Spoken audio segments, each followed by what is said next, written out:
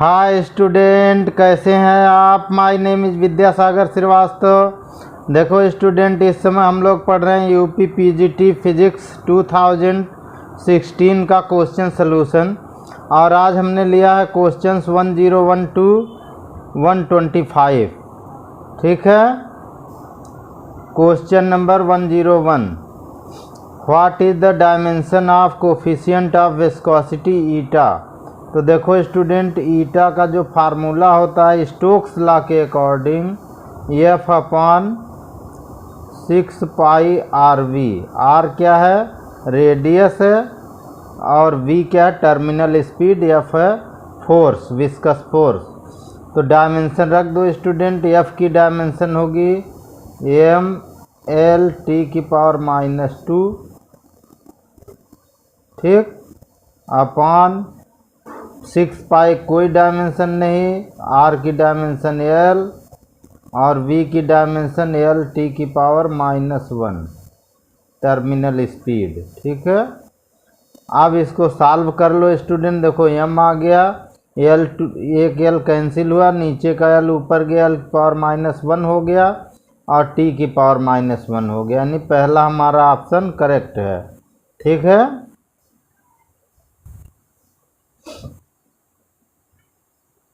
The work done by a force in moving a particle from point A to point B does not depend on the path। तो जिसका path पर work depend नहीं होता वो conservative force होता है। ठीक है। तो इसका ऑप्शन थर्ड करेक्ट है, conservative force. The first law of thermodynamics for an adiabatic process is. Adiabatic process के लिए तो फर्स्ट लॉ ऑफ थर्मोडायनेमिक्स आप जानते हैं, du=dQ-dW। ठीक है। और जो एडियाबैटिक प्रोसेस होता है उसके लिए dQ 0 होता है, ना तो हीट ली जा सकती है न दी जा सकती। तो ये हो गया 0 - dW। तो du का हमारा फार्मूला हो गया 0 - dW, यानी हमारा इसमें थर्ड ऑप्शन आ रहा है। ओके।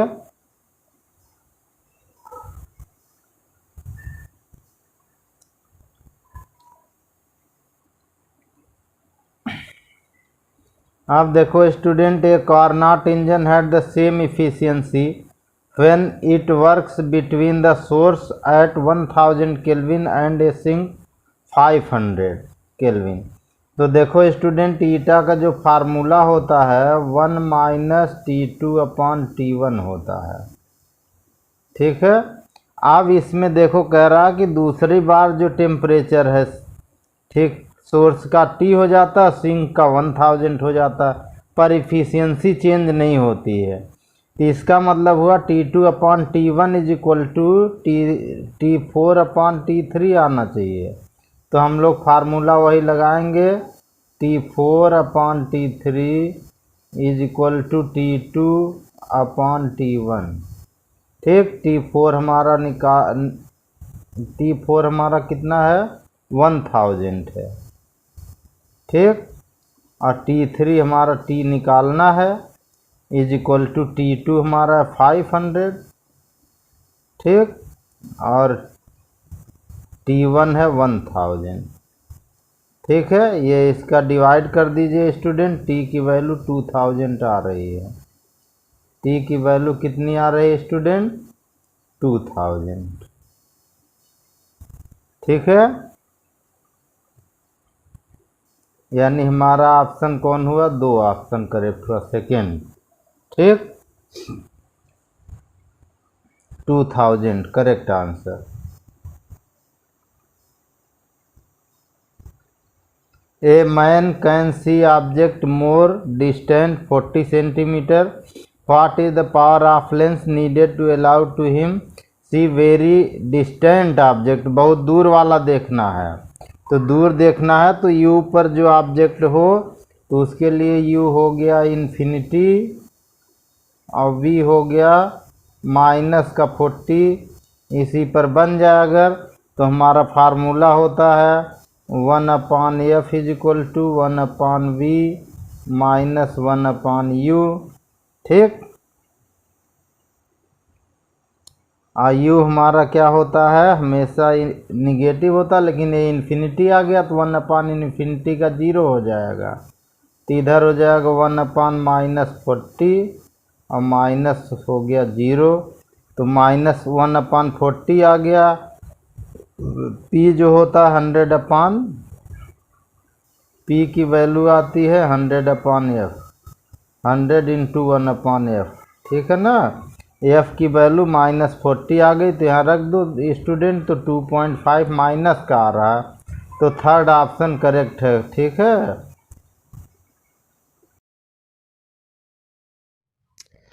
अब देखो स्टूडेंट, जब साउंड सोर्स पास आ रहा होता है तब फ्रीक्वेंसी इंक्रीज होती है और दूर जा रहा हो डिक्रीज होती है। तो मैक्सिमम तब होगी जब हमारा साउंड सोर्स मान लो ऐसे सर्कुलर मूव कर रहा। यहाँ हमारा कोई ऑब्जर्वर है, ये ऑब्जर्वर है, ठीक। यहाँ हमारा सोर्स ऐसे सर्कुलर मूव कर रहा, सपोज कर लो ऐसे चल रहा।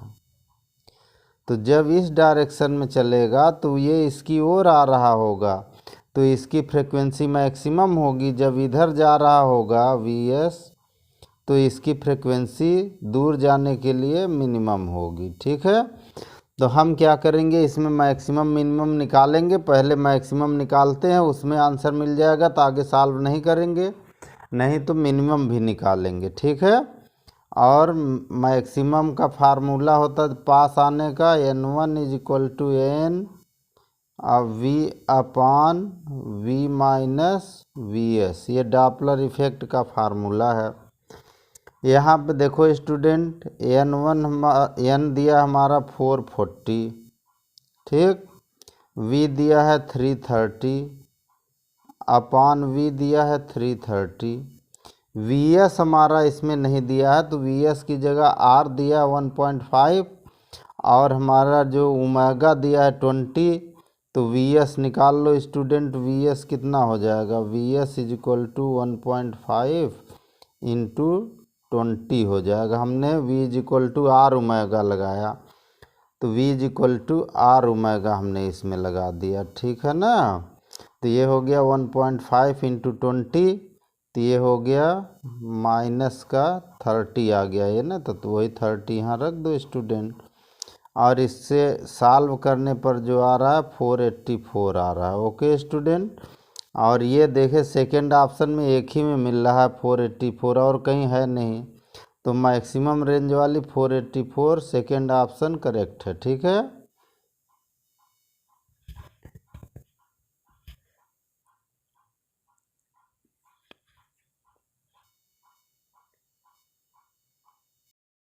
If the polarizing angle for a medium is 60 degree, what is the critical angle? तो देखो स्टूडेंट, पहले n निकाल लो। तो ब्रूस्टर्स लॉ से n होता है tan IP, ठीक। और ये हमारा हो गया tan 60 डिग्री, tan IP की वैल्यू 60 डिग्री यहाँ दी हुई है क्वेश्चन में, देखो।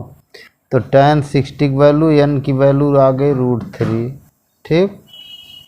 और n की वैल्यू होती है 1/sin c, 1/sin c।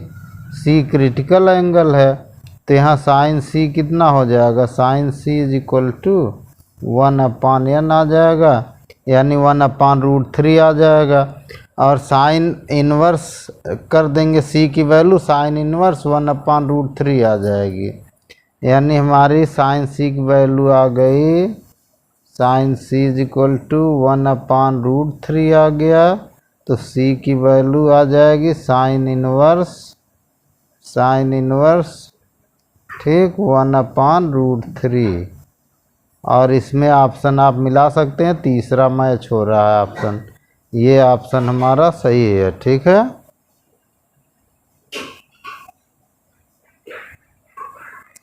An organ pipe of length 0.5 is open at both ends. What is the frequency of its fundamental notes?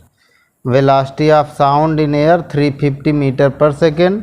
तो फंडामेंटल फ्रीक्वेंसी का हमारा फार्मूला होता है ओपन आर्गन पाइप के लिए, n = 2/V/2L, n = V/2L। V दिया है 3, 50/2, L की वैल्यू 0.5, तो दोनों मल्टीप्लाई कर दो, नीचे का 1 हो जाएगा, ऊपर का 350 हो जाएगा, यानी आंसर 350 आएगा।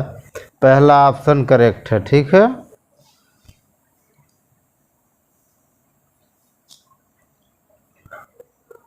अब देखो student, 27 identical mercury drop are each charged to 10 volt, ठीक है।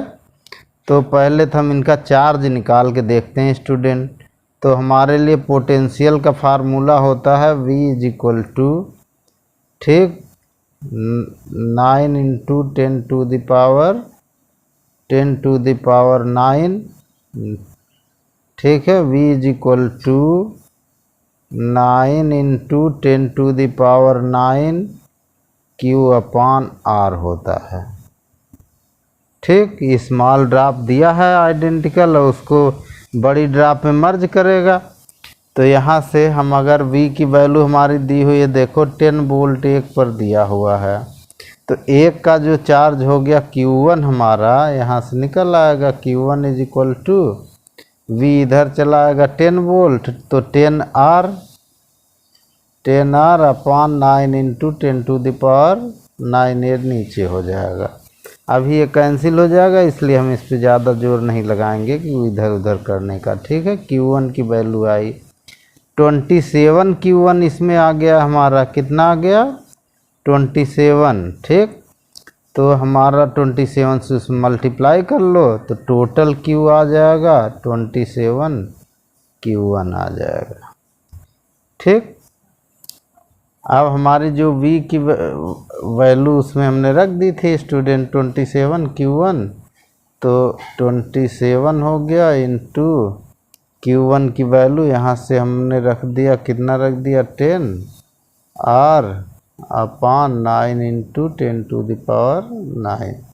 इसको 1/4πε0 में भी रखेंगे तब भी वही पड़ा रहेगा। वो Q का ये फार्मूला आया, ठीक, 270R/9 into 10⁻9।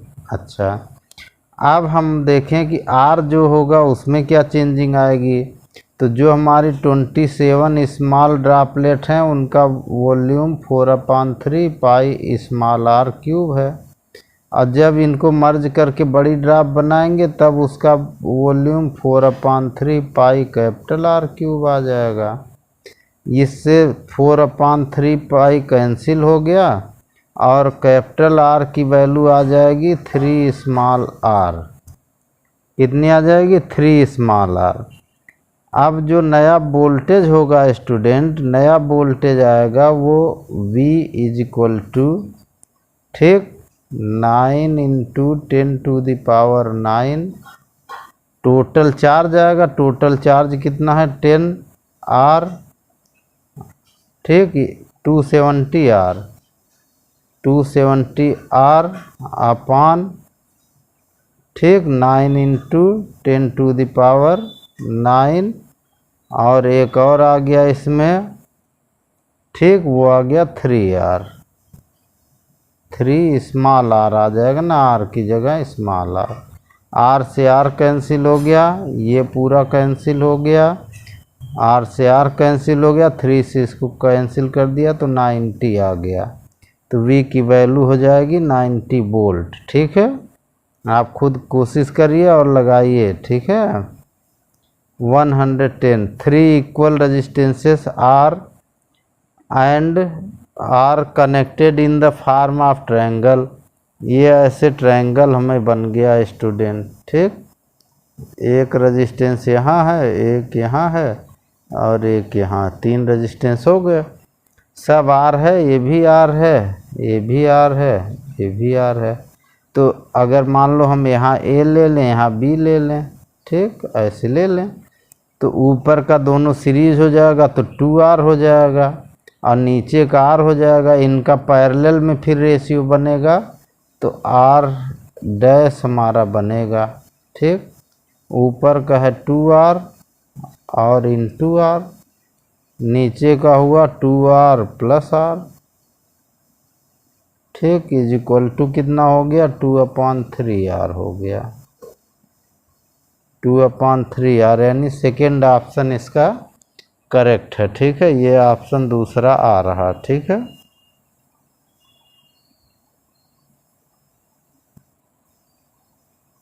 Second option correct है। ठीक है,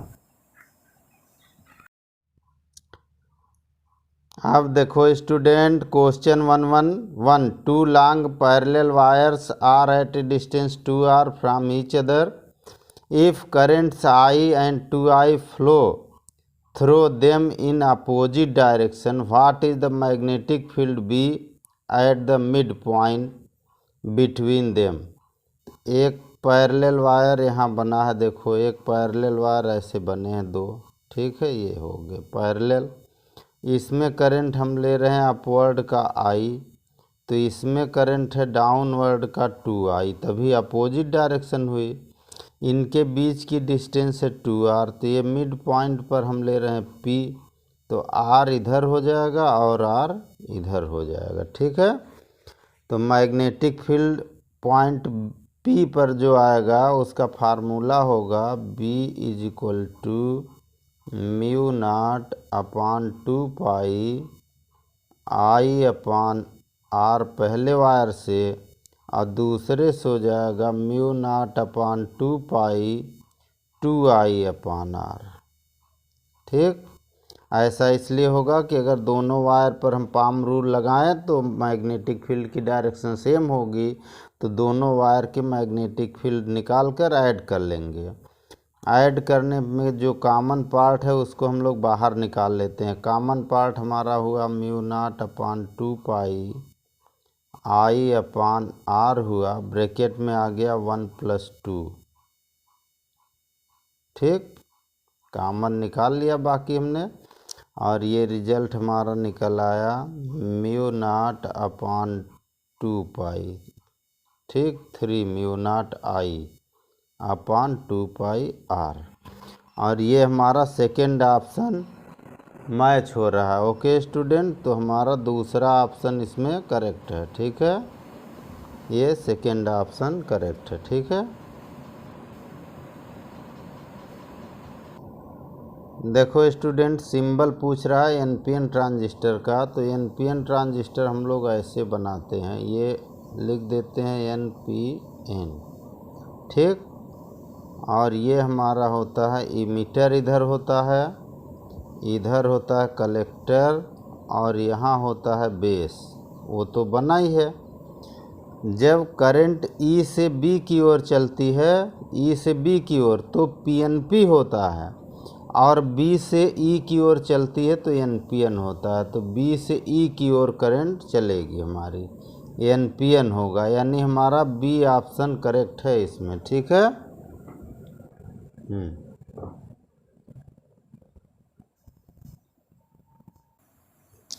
अब देखो student an element 84x202 emits alpha and then beta if the final product YAB है then A and B R। तो देखो स्टूडेंट खुद निकाल लो, जो है हमारा ऐसे 84 हुआ और ऊपर दे रहा 202।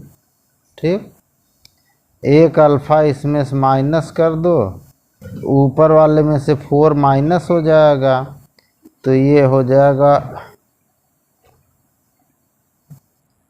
R मान लें, कोई भी R मान लें, कुछ भी मान लें, तो 4 माइनस हो गया तो हुआ 198। नीचे का 2 माइनस हुआ 82 हुआ। अब इसमें से 1 बीटा निकल गया, बीटा निकल गया तब Y बना, और बीटा निकलता तो ये 83 हो जाता है, 1 इंक्रीज हो जाता है नीचे, और ऊपर वाला सेम रहता 198। तो 83 198 सेकेंड ऑप्शन करेक्ट है। ठीक है,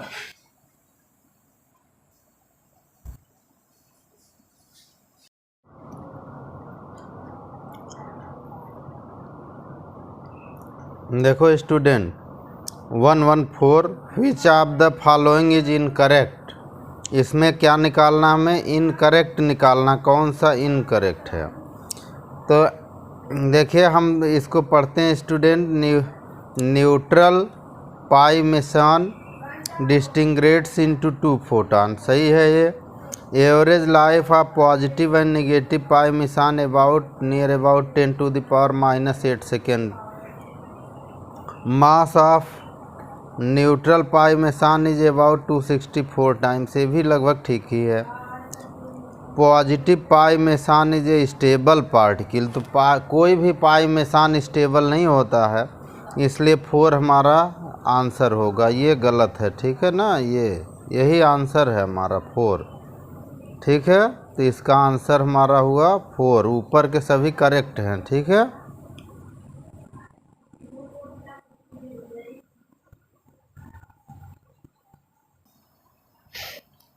Newton's formula for focal length of a thin lens is, third option correct है, x dash is equal to f dash, okay.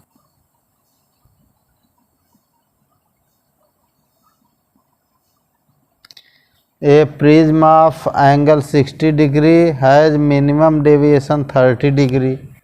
What is the refractive index, तो एन का formula होता है student sine A दिया 60 degree और plus delta 30 degree by 2 upon sine A by 2 यानी 60 degree by 2, ठीक है। हमने इसमें फार्मूला रख दिया sine A plus delta m by 2 upon sine A by 2। ऊपर हो गया साइन 45 डिग्री, ये हो गया साइन 45 डिग्री, और नीचे हो गया साइन 30 डिग्री, नीचे हो गया साइन 30 डिग्री, ठीक है। अब साइन 45 की वैल्यू होती है 1/√2, साइन 30 की वैल्यू 1/2 होती है, तो अगर हम इसको हल करें तो आ जाएगा 2/√2, और इसको सॉल्व करने पर √2 आ जाएगा स्टूडेंट, ठीक है। तो √2 ऑप्शन इसका आएगा √2 ऑप्शन इसका आएगा, और ये सेकेंड ऑप्शन करेक्ट है, ठीक है। अब देखो student question 117, if A cross B is equal to A B, magnitude है उसका केवल, ठीक है। तो ए क्रॉस बी का जो मैग्नीट्यूड होता है, ध्यान से देखिएगा स्टूडेंट, ए क्रॉस बी, ठीक, इसका मैग्नीट्यूड होता है ए बी साइन थीटा,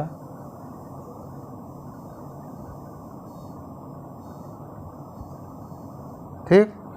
अब इसमें देखो मैग्नीट्यूड दिया कितना, ए बी होता है साइन थीटा, इसका मतलब साइन थीटा नहीं है, तो साइन थीटा की वैल्यू 1 रख दो तो ए बी आ जाएगा। तो यानी हमारे पास हो गया साइन थीटा की वैल्यू 1 हमने रख दिया इन्होंने, और ये वैल्यू होती है साइन π/2 की, ये वैल्यू होती है साइन π/2 की, ठीक है। अब साइन π/2, दोनों ओर साइन रिमूव कर दो, थर्ड ऑप्शन है π/2, ठीक है। साइन 90 की वैल्यू है ये, ठीक है, ओके स्टूडेंट।